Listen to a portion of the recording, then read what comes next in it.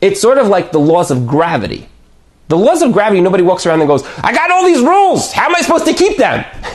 You don't have to keep them. They just keep themselves. They just work because they work. Because that's just how it is. They try to replicate those laws. Rather than rules, it's laws. It's laws of nature. It's laws of gravity. It's just laws. This is what happens. There's no other way about it. And those movies from 2001 onward, started to carry these rules. And then when they plugged in the character was just existing within that framework. So if it was told that when the wind blows, the hair moves a certain degree, then that was what happened. That is how we exist. We exist within the framework of what Hashem has devised in the Torah. It's the laws of nature are not the laws of nature. They're the laws of the Torah.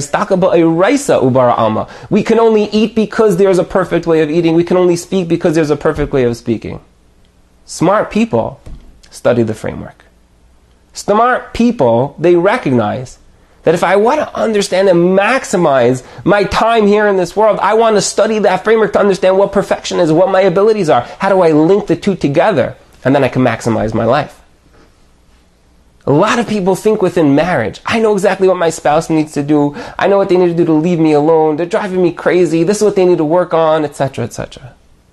Very few people are smart enough to say, what is that framework that I'm going to study and know and master and understand myself, my spouse, so that I can link the two together and be like, I got this. I understand exactly what I need. Nobody will be foolish enough.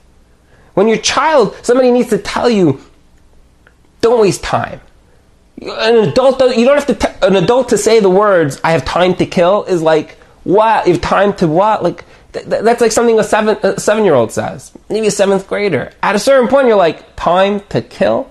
You understand that the framework of life gives you time. You don't kill time. Time is your most valuable commodity. You use time. You utilize your time. Within marriage, it's the same way. It's you understand the various facets of your marriage and you study them, and then you understand that there's a plan, there's a master plan. You maximize all your abilities within that to achieve a more perfect union.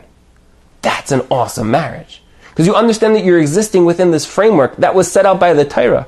What does that mean? I don't know. Let's discover it.